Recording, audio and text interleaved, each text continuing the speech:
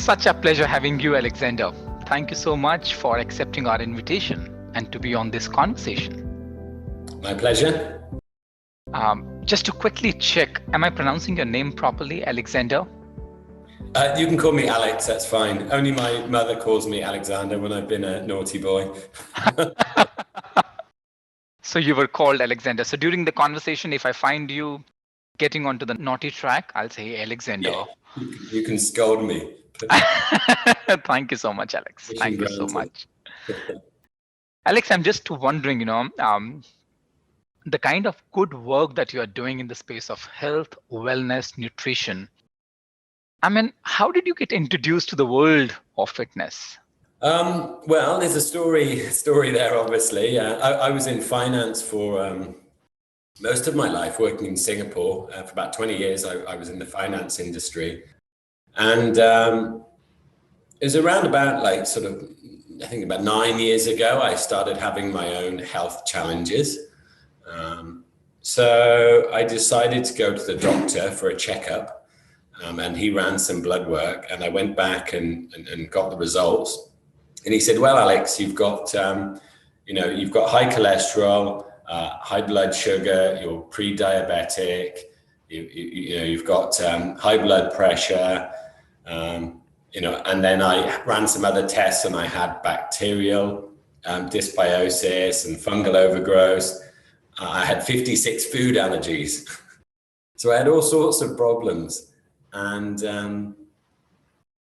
that was a kind of a wake-up call for me to work out what was going wrong with my body and why was my cholesterol trying to kill me. And I started doing a lot of research into my own health and kind of increasingly became disillusioned with the solutions that the medical industry or nutritionists, functional medical doctors were offering. It was generally, continue living the life you're living, but take these medical drugs or take these supplements or take these pills. And it didn't really resonate with me. So I just started investigating and changing my lifestyle, looking at root causes. And that really, really worked for me. Because I didn't really want to take the drugs or take the pills. And in so doing that, I just became absolutely fascinated by the topic and really, really enjoyed it, and realized that I didn't really enjoy the finance. I really enjoyed health and fitness. I enjoyed reading about it. I enjoyed talking about it. I enjoyed talking to other people about it. So I thought, hang on a minute, how about I quit this job, set up a new business that's focused around what I enjoy doing? And that was it. That's how I got into it, really. So you needed a wake-up call for that. Exactly. Yeah. I think that's what really happens. There's a moment that comes in our life that becomes a defining moment. I think that's what we have been waiting for. And we continue to do things that we don't enjoy until one day life shouts in our ears and say, hey, wake up now. Yeah. Exactly. And the universe had brought me a solution, but it needed to hit me over the head quite dramatically in order for me to be woken up.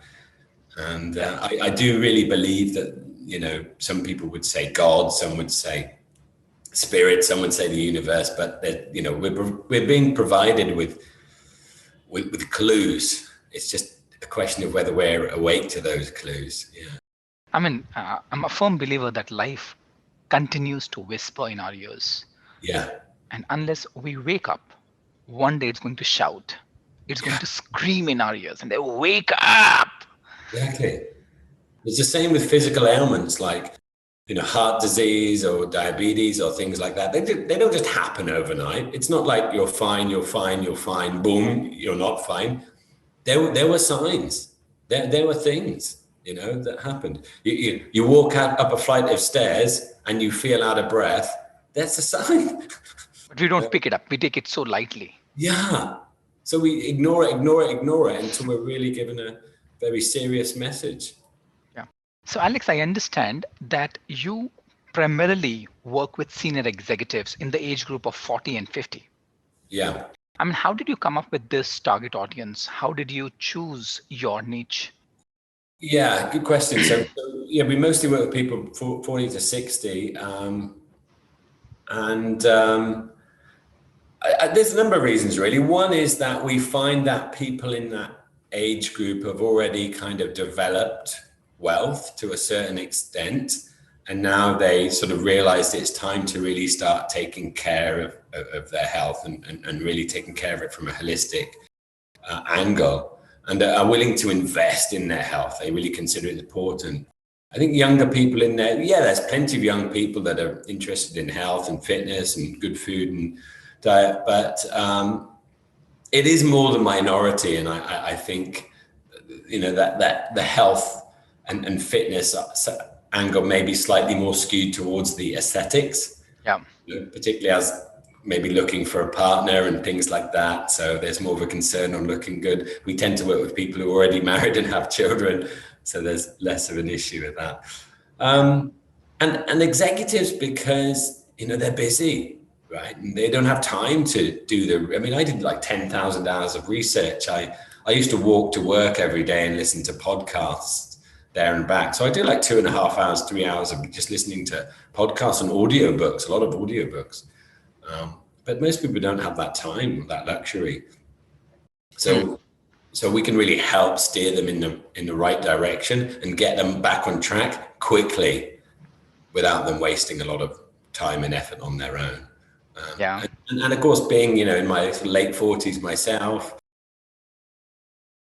I just have more in common, right? Yeah, so you can relate with them. Exactly. And I got kids. I've worked in finance. We used to work late night. I used to have to do deals with the Americans from Singapore, which is, the other side of the planet. So, having to deal, on different time zones and stuff, and the pressures that is. So I'm used to all those problems. So a lot of our clients tend to be sort of from the banking and finance industry or the law industry, insurance and industries like that. So let's talk about, you're talking about yourself as well, because you are totally entrenched into this kind of work, right? You love talking about health and fitness. You are into health and fitness. You run, you jog, you do deadlifts as well.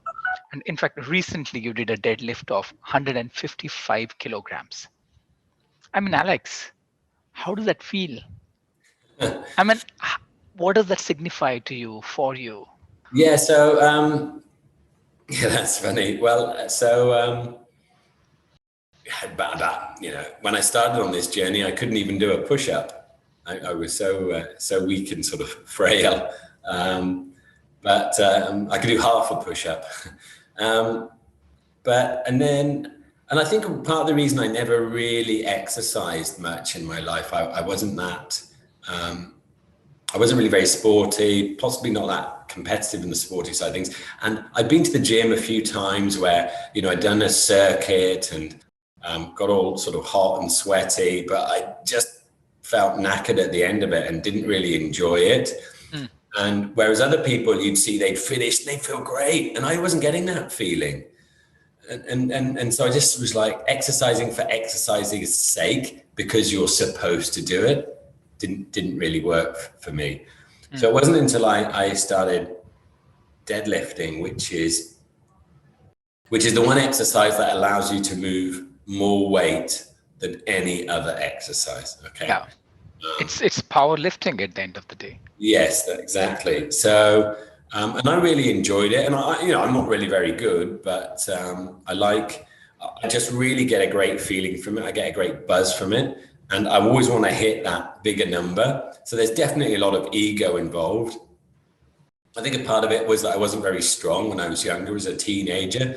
So I'm kind of living that teenage life a little bit again, sort of in my adulthood, which I think it's good to sort of not to exercise, but exorcise any kind of demons through that strength training. If we, people that, don't sort of get rid of that emotional stuff from childhood, end up being trapped in a child's body, like Donald Trump, for example, who's arguably trapped in a teenage body, in a teenage mind. But so it's part of that, and I just really enjoy it. I think that's the main thing. So I always think it's good to we help our clients, what is the point of exercising? What is it going to help you play golf better? Is it going to help you play tennis better? Yeah. Not then what can you do in the gym that's going to work for you? Is it more cardio based? Is it more strength based? Is it just about getting into balance and balancing your meridians and making you feel good? So we need to try different things to find out what's going to work, because ultimately you've got to find something that you enjoy. So Alex, help me understand a journey that you started almost like 10, 12 years back? Yes, I think so. Yeah. The journey that you started 10 years back, when doing one push-up was a challenge and you were doing exercise because you were supposed to do exercise. And today you are definitely one of the authorities in Singapore. And you consult so many senior executives on health and fitness. What do you think is the mindset required to focus and stay focused on health and fitness?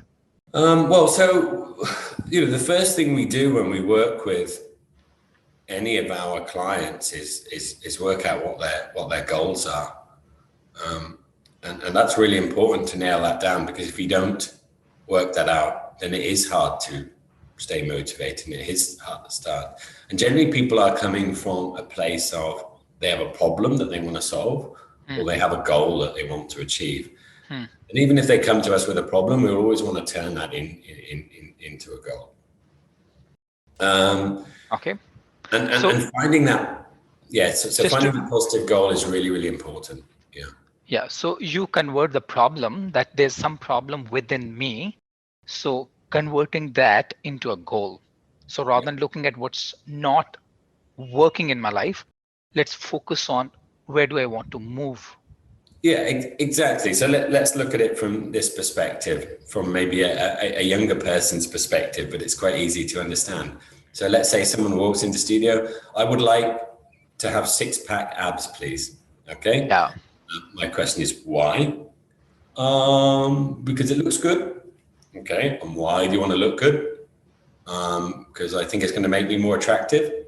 Why do you want to be more attractive? Because I want to find a girlfriend. Why do you want to find a girlfriend? Because I'm a bit lonely. Okay, so now we know what the problem is. That the problem is lonely. So what is the solution? The solution is you want to have a happy relationship. You think that the way to get there is by getting 6-pack abs, right? But the solution is not the 6-pack abs. That's just a tool that somebody thinks they can use to get that. So we always want to find out what people really, really want. And then there's multiple ways you can get there. Yeah.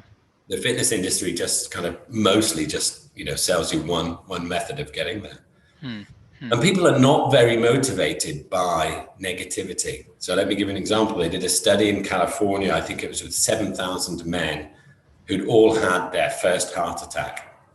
And they said to these chaps, okay, if you smoke, you've got to give up smoking. If you drink, you've got to give up drinking. If you're not exercising, you've got to exercise. And if you're eating rubbish food, you've got to, start eating clean and eating a good diet. 1 year later, and they said, if you don't do this, you're going to have another heart attack. And this time you might die. 1 year later, they checked up on all these 7,000 men. Do you know what percentage of them were actually doing all those 4 things? So cleaning up their diet, exercising, giving up smoking, stop drinking. What percentage out of them? 5%, 10%. It was 5%. Yeah. 5% actually cleaned up their act. The other 95% were still doing the same thing 1 year later. Because the fear is not a motivator enough. And most of us are not motivated by fear. We're motivated by something that we love. Yeah, despite the fact that cigarette smoking is injurious to your health, on every packet that you buy, still people end up buying them, right? In fact, I come across a lot of people who will initiate running or who would join the gym, who would get into powerlifting and will not be able to sustain that momentum. So just curious, just wondering, Alex, how do you ensure that an individual continues to keep his or her inspiration and continues to walk on that path of health and fitness? It's a good question. Well, simply, they have to see results. right? Hmm.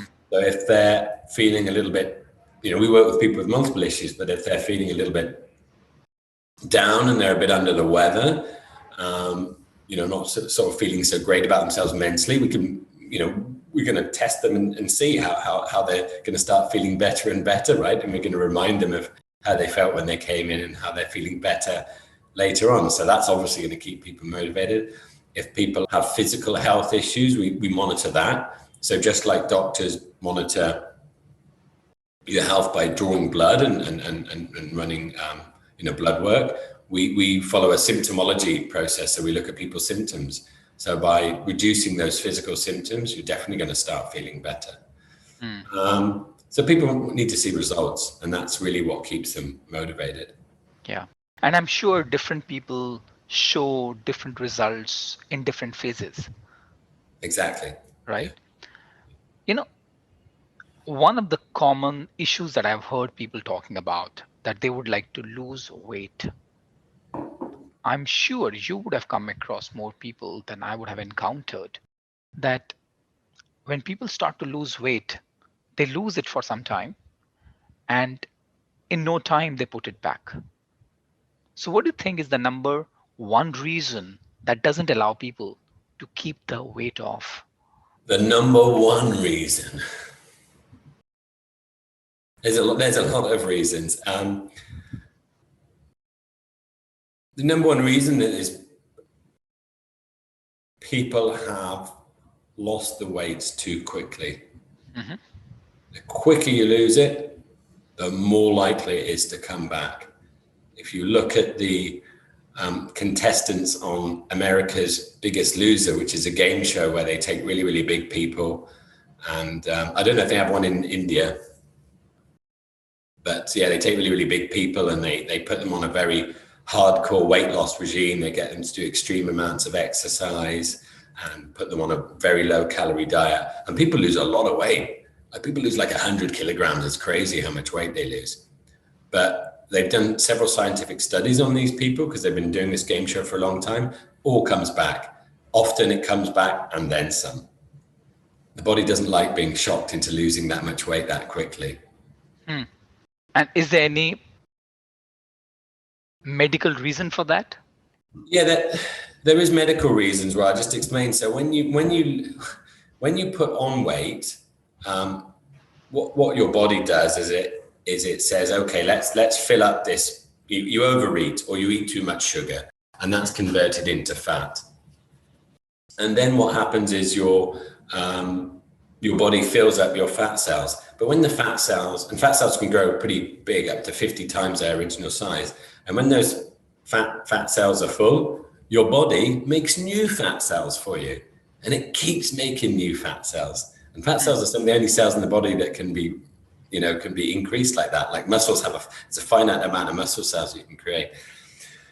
But when you lose weight, your body doesn't destroy the fat cells, it just empties them. And so now you have a whole bunch of fat cells, new ones, which are all empty. And that creates a structural problem. Your body doesn't like that. It's pulled the intracellular matrix or the extracellular matrix between those cells, the ECM, it pulls it out of shape, and your body doesn't like that. Yeah. It wants to refill those fat cells. Your body is going against your desires. It's like in our body, when I start to lose weight, I've got vehicles of fat vehicles in my body, which are empty. Yeah.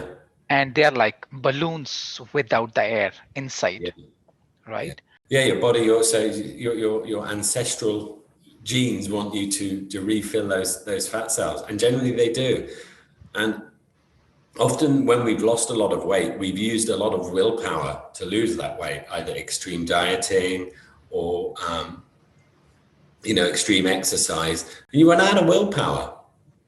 And then it's just gone, and then you just can't help but slowly, binge eating, or the exercise regime is unsustainable, so the weight loss comes back. And it happens in a lot of cases.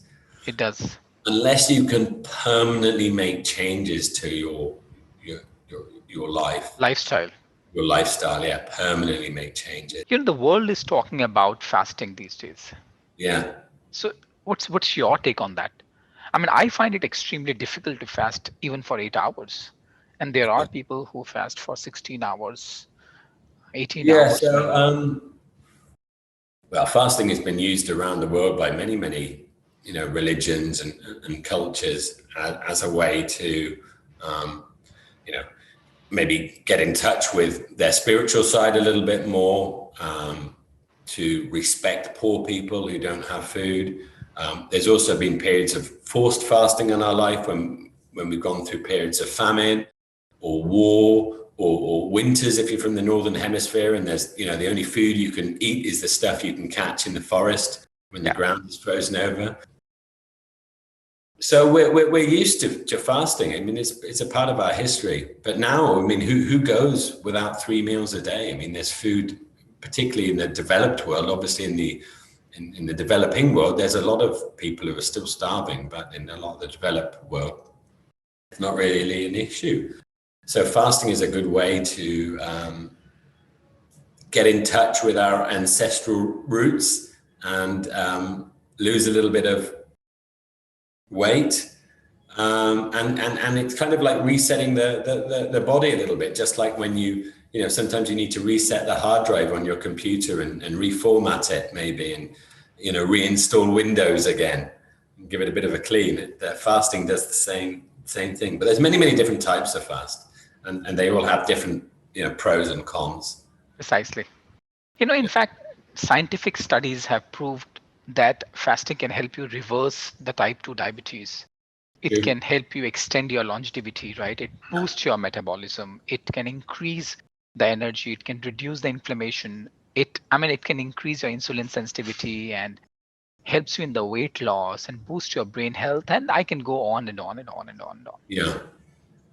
What happens technically? What happens scientifically? What happens? In the And body when you fast. yeah, Well, obviously, if there's no food coming in, your body needs to generate energy. So it's going to generate that by, literally burning fat cells. So the fat cells are going to go into your liver, your triglycerides in particular. The liver is going to remove the glyceride backbone, and you're going to left with the three fatty acids: polyunsaturated, saturated, monosaturated fats, and that's going to be converted into fuel for energy. Also, when you don't have food coming in, you give your digestive tract a rest. Normally, your digestive tract never ever rest. There's always like food and poo in it at all times. So, when we think of a digestive tract from mouth to anus, on average, it's 30 feet long. That's a lot of tubing, right? A lot of tubing. Anywhere between wow. 21 and 42 feet long for the average human, depending on your genetics and your race. And of course, along with all that tubing, you've also got your esophagus, you've got your stomach, for releasing stomach acid, your pancreas for releasing enzymes and the hormone insulin. You've got your gallbladder for releasing bile acid to break down fat. And then all the bits associated with that, the liver, the kidney, the spleen. There's so much work to be done. So much work to be done. In fact, Wow. when you don't eat, you actually need 25% less calories. So if you need 100 calories a day, if you're not eating, you only need 75 because you're not running all that machinery. Yeah. You give that a rest, and that gets a chance to clean that up, which is great. That's If, where it helps in the metabolism as well. exactly, yeah. So also, if you've been consuming a high sugar diet, then your body is forced to use fat.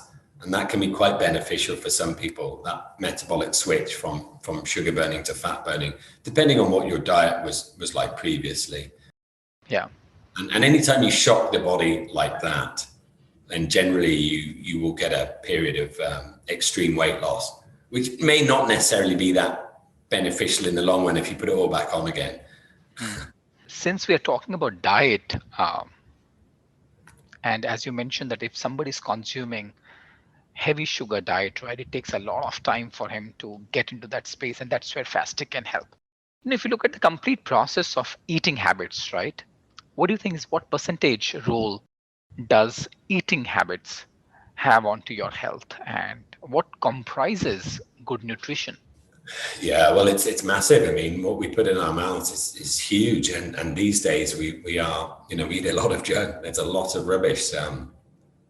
In order to, feed 7 billion people on the planet, there's a lot of processed food and cheap food, which is calorifically dense, but nutritionally, devoid of vitamins and minerals, and that's really the big problem.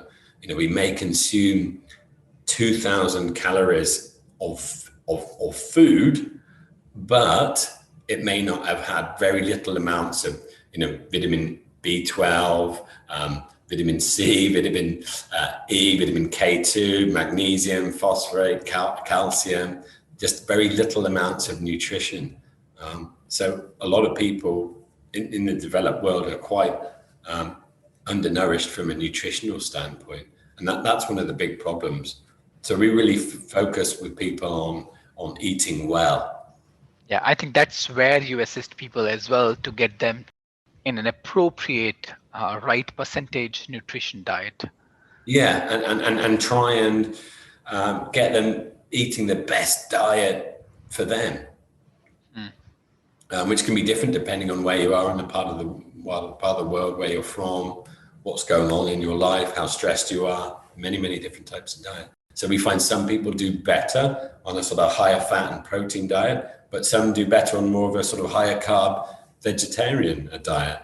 And it's about finding that right diet for that individual. Of course, doesn't matter where you are on the scale, the quality of the food should always be good. Yeah, this is really interesting, Alex, talking about stress. I was doing some research on stress, and I just typed the word stress on Google, and you won't believe that I came across about 1,200,000,000, which is 12 with 8 zeros, results in 1.01 second. And the way it defines it is like this. It says stress is a feeling of emotional or physical tension. It can come from any event or thought that makes you feel frustrated, angry, or nervous. What do you think? What's the connection between my eating habits, my sleeping habits, my lifestyle, and stress? And how does this dynamic work? And what are the different ways to deal with stress? Quite a big topic. Well, stress is really the response we have to an event. And it creates a feeling, generally a negative feeling. So, for example, I could be, driving to work in the morning in a car, and then somebody swerves in front of me and doesn't indicate, forcing me to slam on the brakes. I'm like, oh my God, what a terrible driver.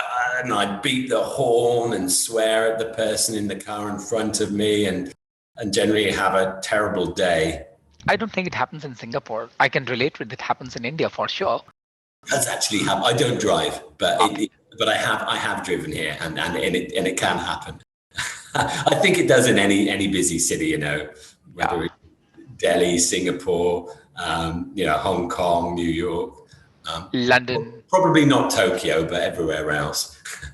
People are too polite in Japan. Yeah. But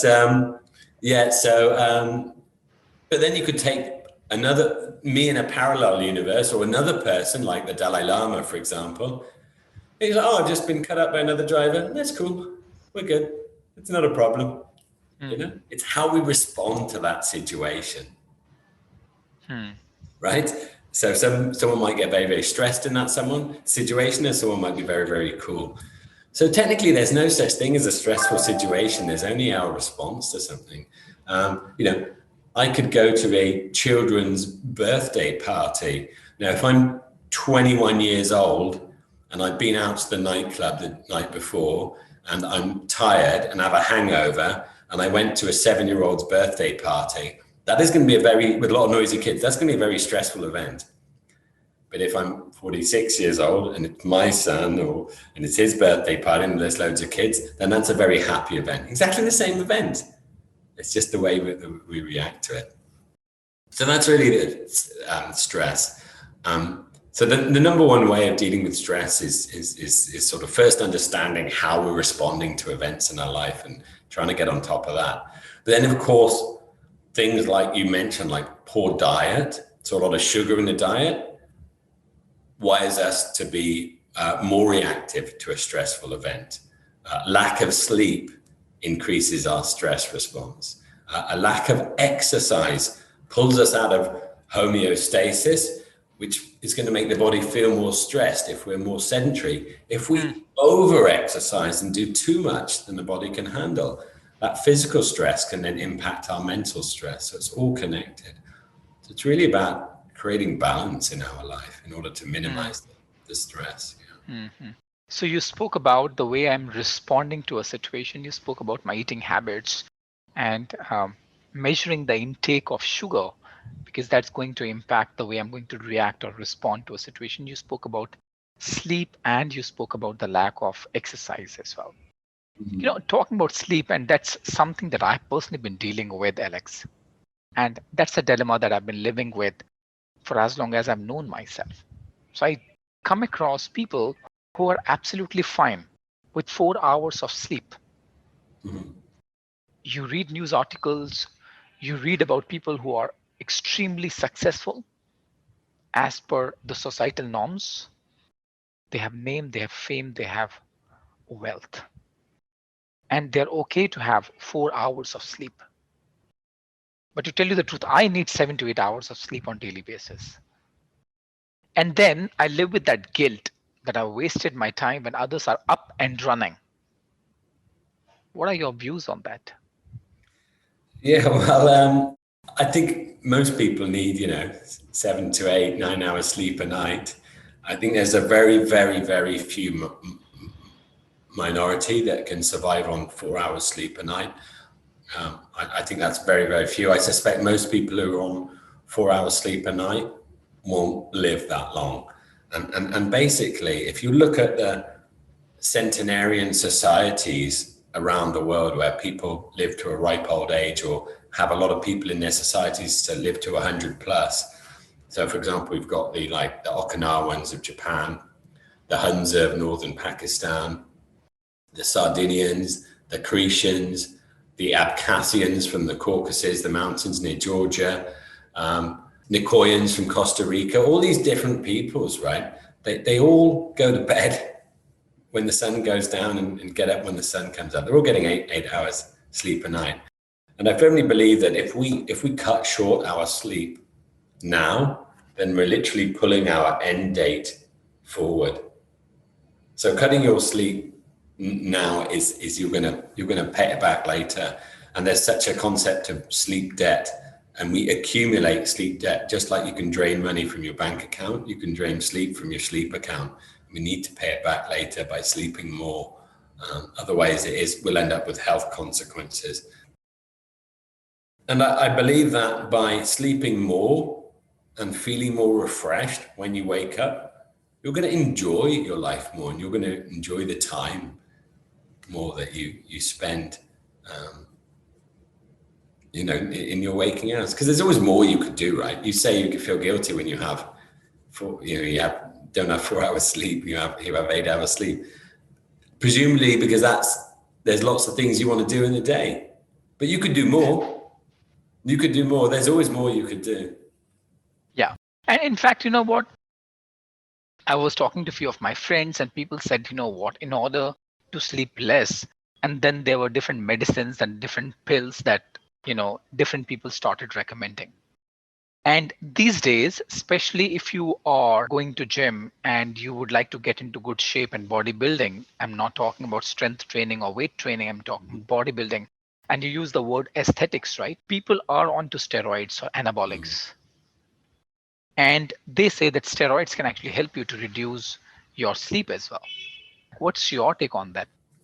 I'm not a big fan personally of medical drugs or supplements or anything that's going to mess with your hormonal system. Not a big fan of taking anabolic steroids at all. I mean, there's a lot of science out there which shows how unhealthy that's going to be. And a lot of these guys from the 70s and 80s that were taking a lot of, drugs, they end up having heart attacks in their 50s and 60s. So I don't think it's a really very good idea for that short-term aesthetic look that you're going to get. And of course, they work for that. You're going to pay the piper in the end. So I really wouldn't recommend. And there's much healthier ways to, boost testosterone, and by eating good quality food, lifting heavy is one way, and sleeping and recovering well is really, really important. If you look at some of the original bodybuilders, like, from the 1900s, like Eugene Sandow, you can Google him. He had a really, really good body, and he but very traditional kind of bodybuilding, not the really sort of silly kinds you see these days where it's a little bit over the top. But he was obsessed about food quality, like only would eat, obviously good quality organic food, lots of vegetables, very, clean protein, animal protein and fish, no junk food, no sugar. He'd get really good sleep. He was really about living in a true holistic, well-balanced lifestyle, coupled with an exercise regime which gave him the physique that he wanted. Yeah. Thank you. Something very interesting you mentioned about during our initial conversation and during this conversation as well. You spoke about respecting genes and ancestor genes. What does that mean? I mean, how does that impact the way one gets into his or her own body? Yeah, so if you look at it from a dietary perspective, so I'm English, but one of my grandfathers was Scottish and the other one was German. So half sort of Scottish and German. When Julius Caesar turned up in Germany with the Roman army, he said, all they eat is meat and milk. Okay. And in Scotland, when it's, winter and there's snow on the ground and the ground's frozen, and then in the old days, Scotland would have been covered in pine forests. All you would have been eating is things like pheasant and partridge and rabbit and deer and things that you would catch in the wood, or maybe some fish, cod and stuff. So if I look at my genetic ancestry, there would have been a lot of, meat and fish and protein and fat in the diet. And that works for me. And you'll also find that people who eat that way tend to have a lot shorter gastrointestinal tract. Like I was saying to you, that gastrointestinal tract can be between 21 and 42 feet long. So people with a shorter gastrointestinal tract do better with more of a higher protein-based diet. However, my wife, who's from Indonesia, which is basically, on the equator, where, mangoes and durian and tropical fruit and veggies all year round, you don't really need to put out, and volcanic soil everywhere, which can grow anything. You don't really need to travel very far to grab your food. And there's an abundance of, beans and tubers and carbohydrates everywhere. So you can eat carbohydrates all day and not put on weight. It really works well for her. So you can have a much longer gastrointestinal tract, closer to 40 feet long, which is more conducive to processing fiber, because it takes a long time to get the, fiber out of the diet. If you look at like a cow or a horse, which is obviously a vegetarian, they have massive gastrointestinal tracts, really, really long, like 20 times the length of their body, because they need a long time to process all that fiber. So your diet and my diet are probably completely different. And we help people get in touch with their bodies so they can understand what they should be eating. And we instinctively should know that. Yeah. You have kids? I have one daughter. Okay. So if you present how old's your daughter? She's 1 year and 3 months. Okay, she's still super young. So when she's about 4 or 5 years old, she's going to be a creature of intuition, right? And going to follow her instincts. You could put like a load of food down in front of her. So, some rice or some lamb or some lentils, some veggies. and she will instinctively go for what she needs, as long as you don't confuse her with things like things like ice cream or Coca-Cola, which is very confusing to the brain. But if it's just real food, good quality food, and she will instinctively go for what she wants. But as an adult, we've unlearned this. We've got out of touch because we're following the advice of governments or our friends, or the media or food pyramids or the latest fad diet, and we get out of touch with ourselves. Yeah. So we try and get people back into that. So beautiful. I think that is really informative. In fact, today morning I was watching my daughter while she was eating fruits. After eating a portion of those fruits, she started throwing up. She knew exactly how much she wanted to eat and what she wanted to eat. She was very clear at 1 year and 3 months. Yeah. And as you are saying, as we grow, we start to forget our basic intuition, our basic needs for our body. That's the reason why it's extremely important for us to respect our ancestors' genes, so that I know what my body needs. Exactly. If I eat the way my wife eats, I'm definitely going to eat, so I'm going to get fat. If she eats the way I eat, she's going to get sick. Yeah. I can see that in India as well. In South India, people eat a lot of rice. In North India, people eat a lot of chapatis. We say that in case I eat rice, I might add a lot of weight, but it's not the case with South Indians. Yeah. Right. And they're part of Indians, they eat a lot of fish. There's a part of Indian who eat a lot of red meat, right? Yeah.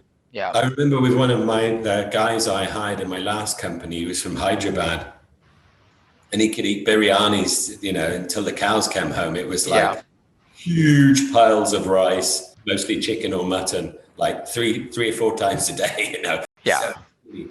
So, slowly, obviously, started hanging out with more, Singaporeans and Chinese, and changing his diet. And as his diet changed, and it wasn't particularly much more unhealthy, it was just different, I could see slowly started putting on weight.